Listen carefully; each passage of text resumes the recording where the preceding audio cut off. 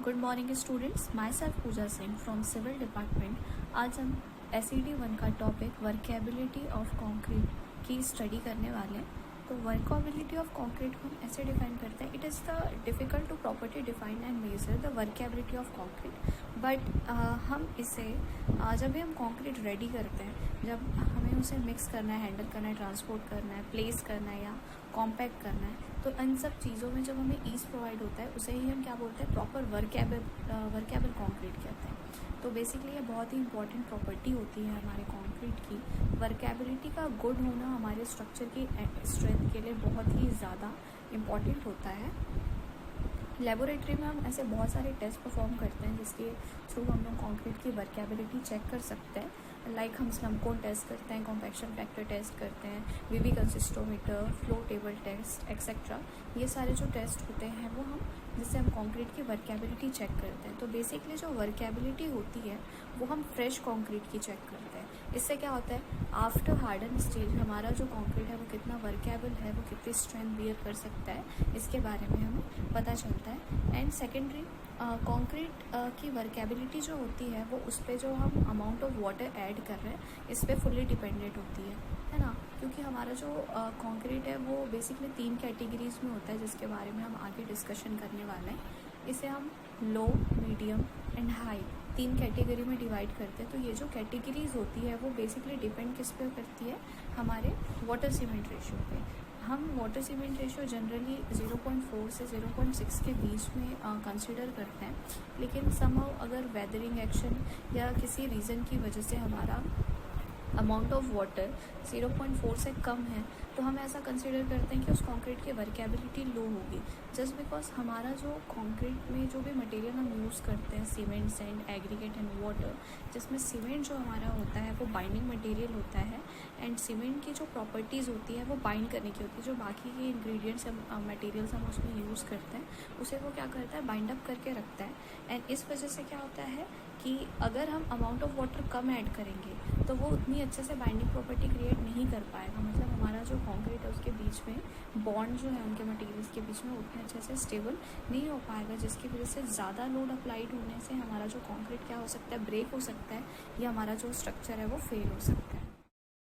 तो इसीलिए कंक्रीट की वर्केबिलिटी का गुड होना बहुत ज़रूरी है, क्योंकि इससे हमारी जो स्ट्रक्चर है उसकी स्ट्रेंथ डिपेंड करती है। कंक्रीट जो हम वर्केबिलिटी जो हम चेक करते हैं वो केवल और केवल फ्रेश कंक्रीट के लिए करते हैं। लेकिन जब अगर हम बात करें वर्केबिलिटी के साथ साथ स्ट्रेंथ की, तो स्ट्रेंथ हमेशा हम हार्ड कंक्रीट के लिए यूज़ करते हैं। लाइक अगर हमारा जो सैंपल है या जो कंक्रीट हार्ड स्टेज में जब हम जो टेस्ट परफॉर्म करते हैं उसके थ्रू हम क्या पता लगाते हैं, हमारे कंक्रीट की स्ट्रेंथ पता लगाते हैं। लेकिन जब कंक्रीट फ्रेश कंडीशन में होता है, मतलब जिसको हमने फ्रेशली रेडी किया हुआ है, उसकी हम क्या फाइंड आउट करते हैं, वर्केबिलिटी फाइंड आउट करते हैं, है ना। और बहुत से ऐसे फैक्टर्स हैं जो कंक्रीट की वर्केबिलिटी को इफ़ेक्ट करते हैं, जिसमें सबसे one of the most part होता है हमारा वाटर सीमेंट रेशियो, है ना। वाटर एंड सीमेंट का जो रेशियो है वो सीधा इफ़ेक्ट करता है हमारी कंक्रीट की वर्केबिलिटी को। अगर हमने इसका रेशियो प्रॉपर डिफाइंड प्रॉपर्टीज़ में या प्रॉपर डिफाइंड रेशियो में अगर हमने कंसिडर किया है तो वो हमारे कंक्रीट की वर्केबिलिटी को गुड इनफ रखेगा। और अगर इस रेशियो में अगर चेंजेस हैं या एक दूसरे को डिफाइन नहीं कर रहे हैं तो इस वजह से हमारे कंक्रीट की जो वर्केबिलिटी है वो पुअर हो सकती है। लाइकवाइज अगर हम स्लम कोन टेस्ट की बात करें तो स्लम कोन टेस्ट में जब भी हम किसी भी कंक्रीट की वर्केबिलिटी फाइंड आउट करते हैं तो सबसे पहले हमें क्या करना होता है, हमें एक ग्रेड डिसाइड करना होता है। अब जो ग्रेडिंग ऑफ कंक्रीट होती है वो डिपेंड किस पे करती है, जो भी मटेरियल्स हम उस पर यूज़ करने वाले हैं तो उस ग्रेड के बेसिस पे ही हम कंक्रीट की वर्केबिलिटी को जज कर सकते हैं। बेसिकली जो हमारे कंक्रीट की वर्केबिलिटी है उन्हें 3 पार्ट में डिवाइड किया गया है। फर्स्ट हमारा होता है अनवर्केबल कंक्रीट, सेकंड है हमारा medium workable concrete and third होता है हाईली वर्केबल कंक्रीट। और अगर हम बात करें अनवर्केबल कंक्रीट, जिसे हम हार्श कंक्रीट भी कहते हैं, first of all unworkable concrete इसलिए हम इसे कहा जाता है बिकॉज इसमें अमाउंट ऑफ वाटर हम बहुत ही कम ऐड करते हैं, जिस वजह से इसकी मिक्सिंग करने में या इसकी अदर प्रॉपर्टीज़ में बहुत ज़्यादा क्या होता है, चेंजेस होता है एज़ कम्पेयर टू मीडियम और हाई वर्केबल कंक्रीट। इसमें सेग्रीगेशन की कंडीशन ज़्यादा आती है, जो मटेरियल्स है वो आपस में अच्छे से मिक्सअप नहीं हो पाते हैं एंड इसे मेंटेन करना भी बहुत डिफ़िकल्ट होता है। एंड इसका कॉम्पैक्शन करना इट मीन्स जब हम कंक्रीट को ऐड करते हैं उसके बाद जो इसके मटेरियल्स है उसको सेटल डाउन करने के लिए जो प्रॉपर्टीज़ हम यूज़ करते हैं वो भी प्रॉपर तरीके से नहीं हो पाती है। तो इस टाइप का जो कंक्रीट होता है जिसमें हमारा अमाउंट ऑफ वाटर या वाटर सीमेंट रेशियो जो है अगर हमारा बिलो 0.4 हो तो उसे हम अनवर्केबल कंक्रीट बोलते हैं।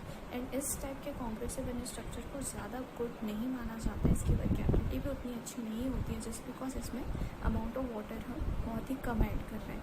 अच्छे क्वालिटी के कंक्रीट के लिए या ज़्यादा वर्केबल कंक्रीट के लिए अमाउंट ऑफ वाटर का 0.4 से 0.6 के बीच में ही ऐड हमें करना होता है। जब भी हम कोई भी किसी भी ग्रेड का कंक्रीट हम रेडी कर रहे हैं, अमाउंट ऑफ वाटर या वाटर सीमेंट रेशियो हम जिस भी परसेंटेज या जिस भी रेशियो में हम कंसिडर कर रहे हैं वो बेसिकली हमारे कंक्रीट की वर्केबिलिटी को डायरेक्टली इफ़ेक्ट करता है। एंड अगर हम सेकंड कंक्रीट की बात करें जो हमारा होता है मीडियम वर्केबल कंक्रीट, तो मीडियम वर्केबल कंक्रीट का यूज़ हम जनरली जितने भी कंस्ट्रक्शन वर्क होते हैं उसमें करते हैं। इसमें हमारे कंक्रीट को मिक्स करना, कॉम्पैक्ट करना, प्लेस करना, ट्रांसपोर्ट करना बहुत ही ज़्यादा इजी होता है। ये इजीली कॉम्पैक्टेड हो जाते हैं एंड जितने भी कंस्ट्रक्शन वर्क होते हैं जहाँ लाइट रेनफोर्समेंट हम प्रोवाइड करते हैं वहाँ पे हम मीडियम वर्केबल कंक्रीट का ही यूज़ करते हैं। एंड मीडियम वर्केबल कंक्रीट की बात करें तो मीडियम वर्केबल कंक्रीट के लिए जो वाटर सीमेंट रेशियो हम लेते हैं वो 0.4 से 0.55 के बीच में कंसीडर करते हैं। ये गुड इनफ रेंज माना जाता है। जितने भी कंस्ट्रक्शन वर्क हो रहे हैं, जितने भी वर्केबल कंक्रीट पे जब अगर हम स्टडी करेंगे तो 0.4 से लेकर 0.55 के बीच का जो रेशियो है वो बहुत ही गुड होता है किसी भी कंक्रीट को वर्केबल बनाने के लिए। और इस टाइप का जो कंक्रीट है इसमें हमें ज़्यादा एफर्ट लगाने की नीड नहीं होती है। जनरली जितने भी कंस्ट्रक्शन वर्क होते हैं वो मीडियम वर्केबल कंक्रीट के थ्रू ही वर्क किए जाते हैं।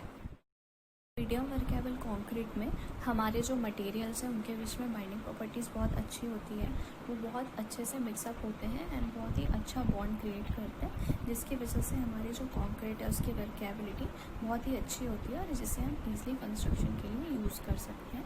एंड थर्ड हमारा होता है highly workable concrete. Highly workable concrete का यूज़ हम वहाँ करते हैं जहाँ पे हमें कॉम्पैक्शन या कंसोलिडेट करने में बहुत ज़्यादा डिफ़िकल्ट होता है।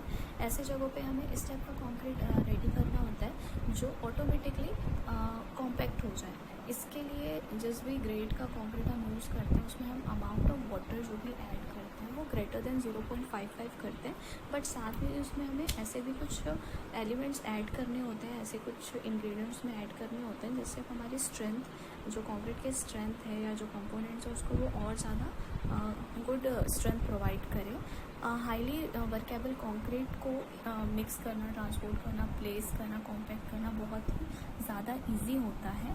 हर जगह पे हम हाई वर्केबल कंक्रीट का यूज़ नहीं करते हैं, है ना। इसमें क्या होता है कि जो हमारे पार्टिकल्स हैं या जो हमारा कंक्रीट है वो बिना किसी एफर्ट के ईजिली सेटल डाउन हो सकते हैं एंड इसमें थोड़े बहुत चांसेस होते हैं एग्रीगेट के प्रॉपर्टीज़ या उसके रेंज की चेंज होने में।